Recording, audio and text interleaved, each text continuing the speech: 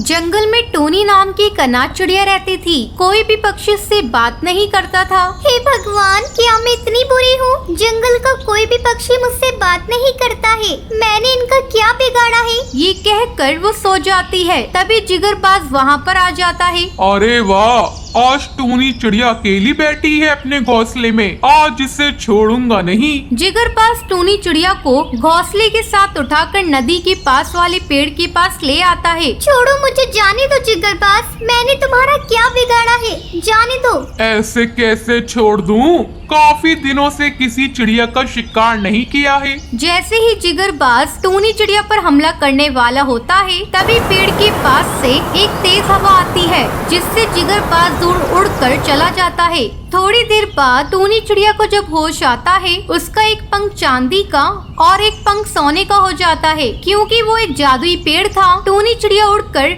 अपने घोंसले में आ जाती है। हे भगवान, ये सब क्या हो रहा है? मेरे पंख सोने चांदी की कैसे बन गई? ये सब कालू कौवा देख लेता है। अरे ये सब क्या है? इस अनाथ टूनी चिड़िया के पंख सोने चांदी के कैसे बन गए? अपने साथियों को बताना होगा। ऐसे ही काफी दिन गुजर जाते हैं। अब जंगल के सब पक्षी टूनी चिड़िया की बहुत सेवा करते हैं। अरे टूनी चिड़िया, आप इस जंगल की शान हैं। आप बहुत बड़ा अजूबा हैं। आप पहली चिड़िया हैं जिसके सोने चांदी के पंख हैं। हाँ बबली कबूतरी, आप बिल्कुल सही कह रही हैं। अब हमें टूनी चिड़िया का बहुत ख्याल रखना होगा, कहीं कोई बदमाश पक्षी ने नुकसान पहुंचाने की कोशिश न करे। अब रात में टूनी चिड़िया अपने घोंसले में सो रही होती है। तभी कालू कौवा जिगरबाज के साथ वहाँ पर आता है। अरे वाह कालू कौवे, मजा आ गया। चलो जल्दी से इस टूनी चिड़िया को पकड़ कर ले चले। मैं इसके सोने का पंख लूंगा। अब वो दोनों से पकड़ कर ले जा रही होते हैं। टूनी चिड़िया चिल्लाती है, बचाओ, कोई मुझे छोड़ो, मुझे कालू कौवे जाने दो, बचाओ, कोई मुझे बचाओ। उसकी आवाज सुनकर जंगल के सब पक्षी जाग जाते हैं। कालू कौवे से अपने अड्डे पर ले जाता है और टूनी चिड़िया के पंख तोड़ने वाला होता है। तभी जंगल के पक्षियों से बचाने आ जाते हैं।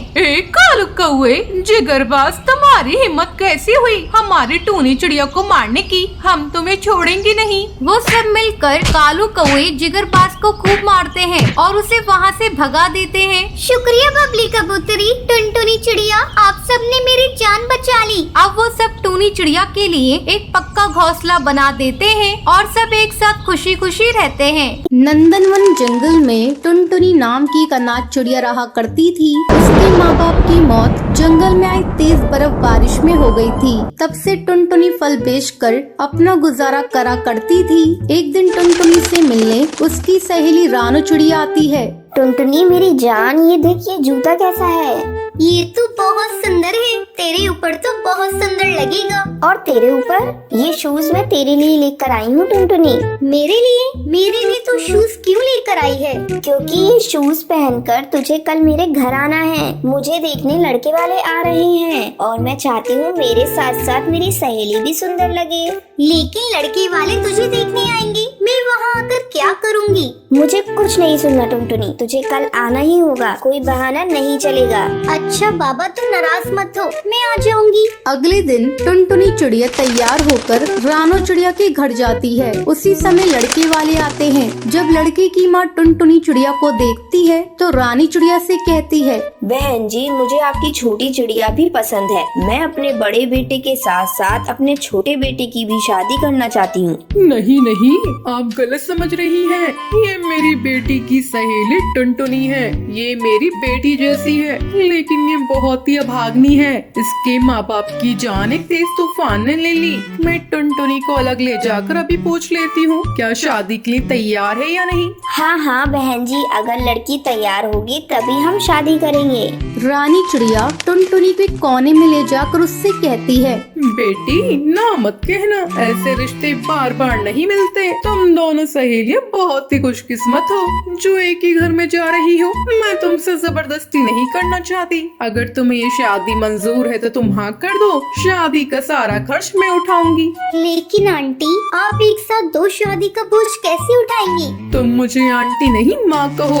और एक माँ के लिए बेटियाँ एक हो या 10 हो, कभी बोझ नहीं होती। और मैंने तो तुझे कभी रानो चिड़िया से अलग नहीं नहीं समझा। तुम अनाथ नहीं हो, तुम्हारी माँ मैं हूँ। आज से तुम मुझे माँ ही कहना, आंटी नहीं। ठीक है आंटी, आप जो ठीक समझे वो कीजिए। तुमने मुझे फिर आंटी कहा?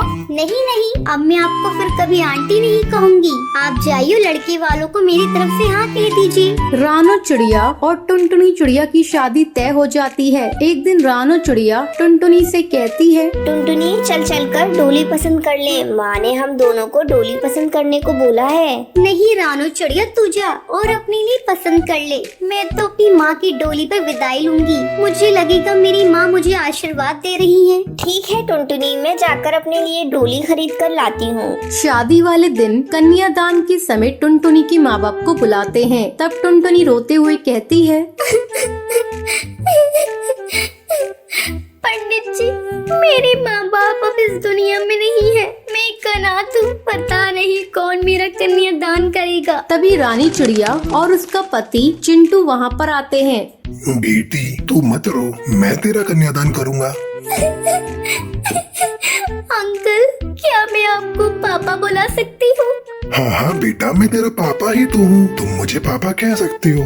पापा, आप लोगों का कर्ज मैं कैसे उतारूंगी? पापा, आप लोगों ने मुझे मेरे माँ बाप की तरह प्यार दिया है।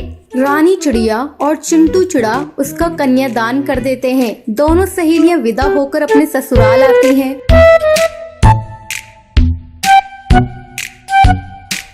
और खुशी खुशी रहने लगती हैं। ये रही आज की लक्की विनर के नाम आपकी स्क्रीन पर। आज का सवाल ये है, टुनटुनी के माँ बाप की मौत कैसे होती है? कमेंट करके जरूर बताएं। लक्की विनर के नाम कल की वीडियो में दिखाए जाएंगे। अगर आपको ये वीडियो पसंद आई हो तो इसे लाइक और ऐसी कहानियाँ देखने के लिए मेरे चैनल को सब्सक्राइब करना न भूलें। तो ये थी आज की कहानी कि आपको पता है टूनी चिड़िया के पंख सोने और चांदी के कैसे हो जाते हैं? अगर आपको पता है तो आप हमें कमेंट करके जरूर बताएं। अगर आपको ये वीडियो पसंद आई हो तो इसे लाइक और ऐसी कहानियाँ देखने के लिए मेरे चैनल को सब्सक्राइब करना न भूलें।